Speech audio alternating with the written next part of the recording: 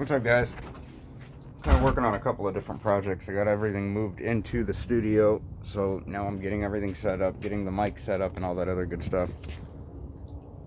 And I'm building a little spot for Bubbles to have her puppies. I just wanted to make a short video and talk about last night's video. I think a couple people just kind of read a little too deep into it, and they thought, I was saying that I wanted, publicity and for my videos to go viral, which is not the case. The people that know me know that that's the least of my concern. If I wanted my videos to go viral, I would send them into the local media, and it probably wouldn't take long after that. I was making a point that, I've been saying this whole time that people like Secure Team 10, Dr. Greer, Joe DeLong, all these people don't want disclosure like they're claiming. What they want is to feed their ego and to make money. I'm going to give you an example. Sorry, I'm walking up the road. This Jeremy Corbell guy, okay? He just did the Bob Lazar documentary. The whole thing was based around, was he lying, was he not lying, do you believe him, do you not believe him, element 115, yada yada yada. Okay, so the whole thing was pretty much left at, what are your thoughts? Do you believe him or do you not believe him?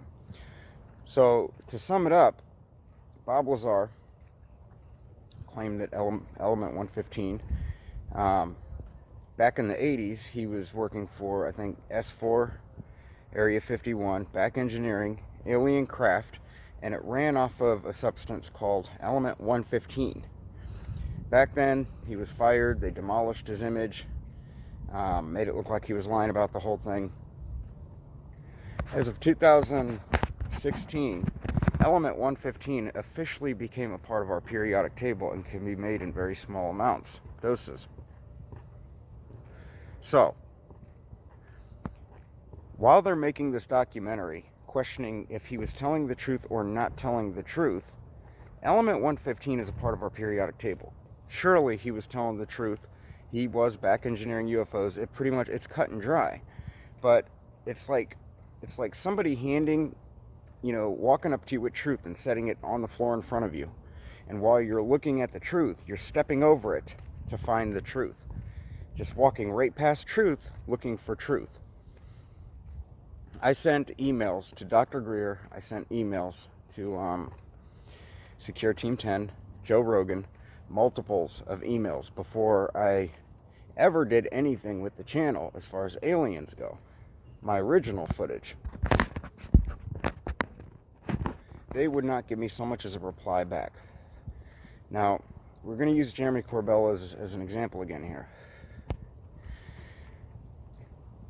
I got him on my Facebook, my personal Facebook, where my family and friends are at. I sent him the video of the cloaked alien. I sent him the video of the alien up on the roof. I sent him the video of the gray running behind me. I sent him all of this proof. And I could see where he's seeing my videos. He's seeing my messages to him.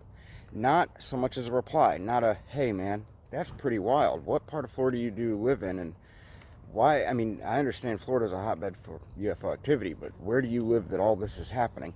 Not so much as an acknowledgement. So now this kid comes into the scene who did the whole Area 51, the Storm Area 51 bit, okay? He puts this out there now. This Jeremy Corbell guy just has to do an interview with this guy, and he does an interview with him. It's nothing more than an internet hoax that went viral. So, despite the fact that I'm sending him full-on proof of the existence of aliens, he's not responding to it, but he gives a lot of attention to a guy who did nothing more than hoaxed storming Area 51. Now, why do you think that is? Because acknowledging my aliens is not making him money. Acknowledging the guy who's got millions of people watching him over the hoax, that's got news coverage, that's got millions of people talking about it. It's on the news in every state. So, by Jeremy interacting with this guy, he's now getting millions of people watching him. You see what I'm saying? So he does the interview with this guy. Now the news is covering it. Everybody's covering it. And now he is getting the exposure off of this guy's hoax, this college kid. So he sells documentaries and he sells books, and he just makes his name bigger and bigger. So it's just goes to confirm my theory. It's never been about disclosure with these people. It's about money and it's about ego. I'm showing him aliens right here, right now, on actual video where they're actually moving and running behind me. Huge ones that are sitting up on the roof. I'm showing videos of this, and it's not even getting a wink, a thumbs up, a nothing. But give it some time, and once this, takes shape organically, these very people are going to be curious. And it's not that they're going to be curious about what's going on with me. They're going to be curious. Okay, well, if I can get this guy on camera and talk to him, I will get all of the people watching this guy's videos, I will get their eyes on me. And then I will sell more books, so on and so forth. Now, the reason I tried talking to these people to begin with was to say, listen, you said in your book that the aliens are mimicking you like a parrot. I know why. You said this was going on. I know why. I've been kind of studying their movements. I've been watching them, and it's become so fine-tuned now that I can literally set these beings up to be in a certain spot to catch them on camera. It's not fake. It's not photoshopped. I'm actually setting these things up to be in a certain place at a certain time so that I can catch them on camera. So I've kind of learned their patterns, I've learned their technology, and that's all I wanted to talk to them about, was I can explain some of the stuff that you're wondering about in your books and your documentaries and everything else. I wanted nothing from these people. I just wanted a conversation with them to explain what I had learned, and not even a reply email back.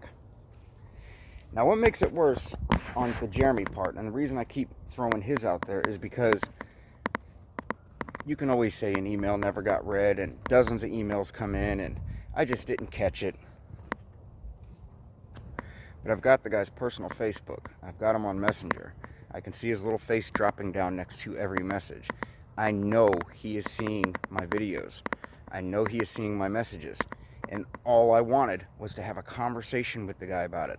Like-minded ufologists who claim they want disclosure. But it's kind of looking like these people really don't want disclosure like they claim. They just want to make money off of this.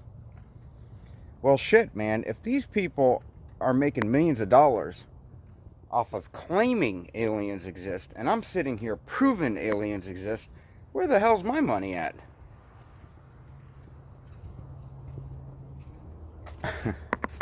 It's not about the money, guys. It's about wanting disclosure. I want to know more. I want to know, why are they watching us? What can we learn from them? They got to be here for a reason. How far back does this whole thing go? Did they orchestrate the whole Jesus thing? In the same fashion people get abducted and can't remember it, imagine back then, Mary could have been abducted, artificially inseminated, and would have never been any wiser with the technology that they have.